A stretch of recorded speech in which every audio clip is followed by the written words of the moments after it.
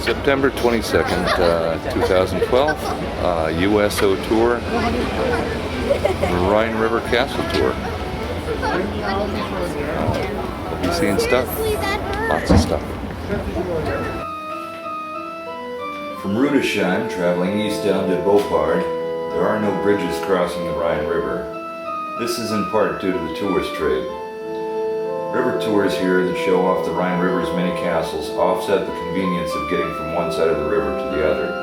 Therefore, ferry boats are rather common on this stretch of the Rhine. Our tour starts and ends in the tourist town of Rudolph. We will talk more about Rudolph later. On a tiny island in the river, off to the right as we travel east, we see a dollhouse tower called Mausturm. It was built in the 13th century as a lookout tower for Ehrenfels Castle. It was partially destroyed in 1636 by Swedish troops and completely obliterated by French troops in 1689. Frederick Wilhelm IV of Prussia purchased it and rebuilt it in a neo-Gothic style in 1855. As the boat, on a cool and blustery day, wends its way down the Rhine River, the first castle we see is Burg Rheinstein, or the Rhinestone Castle. We will be taking a tour of it a little later. To the right, as we sail down the Rhine River, we see the Kurhaus of Assmannhausen. You will notice that on the slopes, farmers have planted crops in places that no tractor could abide. Again on the left, we see Burg Reichenstein. Reichenstein Castle was built in the 11th century and is one of the oldest castles on this stretch of the Rhine. It was destroyed in 1253 by the Rhenish Town Alliance. Kaiser Rudolf von Habsburg destroyed the Den of Robbers in 1282. It was bought and renovated in 1899 by Baron von Puricelli. It contains a hotel and restaurant and offers guided tours.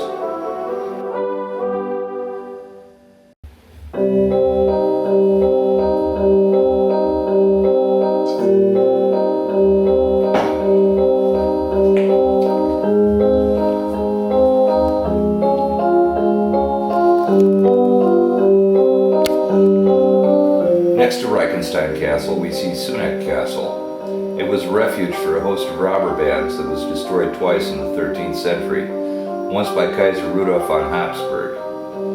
It was re-erected in 1329 by Kurmainz, but in 1689 it was destroyed by French troops. It was rebuilt again in the 19th century by Kaiser Wilhelm IV. It offers guided tours.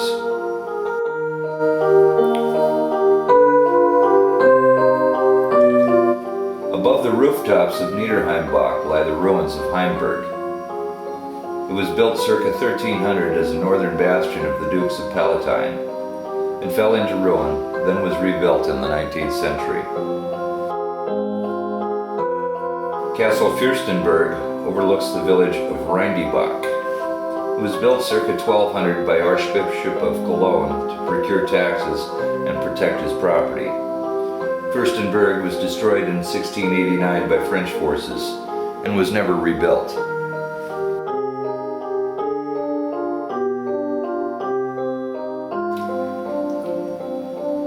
Stalag Castle was built in the 12th century, one of many castles built by Hermann von Stalag, Count Palatinate. It was rebuilt after the 30 Years' War, which ended in 1648. But was destroyed again in 1689. It was restored again in 1927 as a youth hostel. It can be opened by prior arrangement.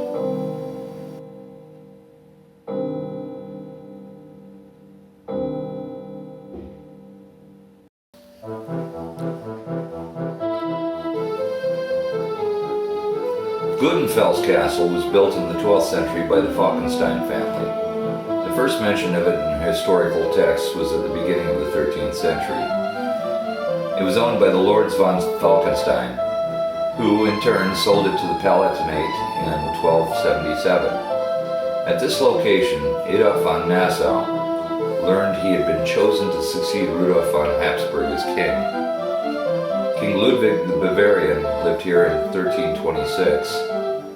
It was besieged by Landgrave Wilhelm von Hessen for 6.5 weeks in 1504. Napoleon Bonaparte decided the castle should be demolished, but an archivist who purchased the ruins saved it.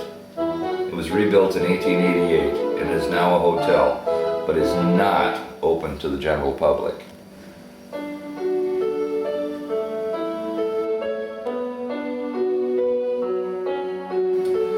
Grafenstein, aside from the Marksburg, is the only castle on the Rhine not destroyed by wars. It was built as a customs house circa 1325. The unique shape, like a ship's hull, saved it from the Rhine River's swift floodwaters. The entrance to the castle is on the 3rd level.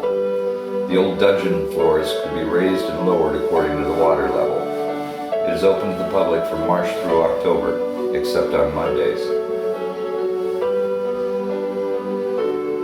Schönberg Castle once belonged to the Counts von Stahleck, but was given over to an official of Frederick I, also known as Barbarossa, by Frederick I, 1166.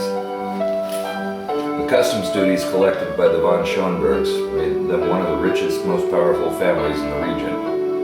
In the 14th century, it was extended into a spacious family castle called Gienerberg, but the troops of Louis XIV destroyed it in 1689 during the 9 Years' War. It was partially rebuilt in 1885. Today it is half youth hostel, half hotel.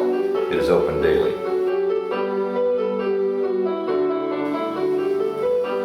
Here we see a daunting cliff jutting out into the Rhine.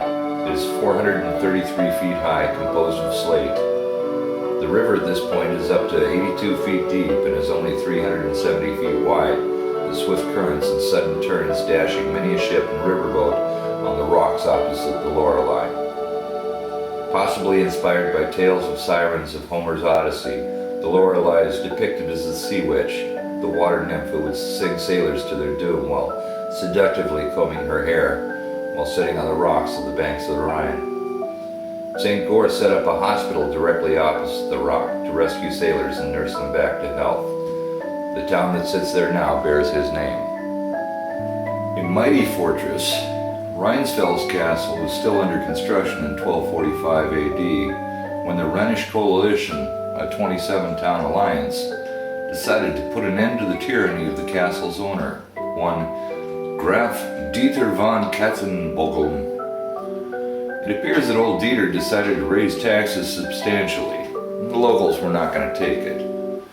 The coalition raised an army of 8,000 foot soldiers, 1,000 knights, and a navy of 50 ships, and laid siege to the castle for 1 year, 3 months, and 2 weeks before calling the siege a lost cause. Only Napoleon was able to take this fortress in 1796, and then he was unopposed. He blew up several portions of it. Rheinfels Castle has been owned by the town of St. Goar since 1925. It is open during the summer months.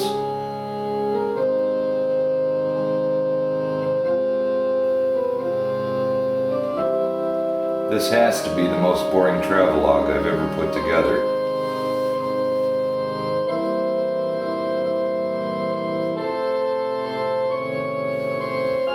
My narration sounds like Ben Stein.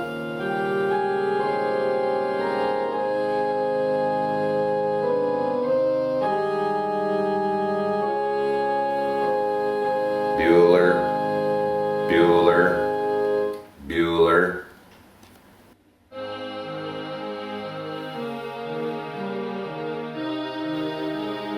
Ja, I am Mueller.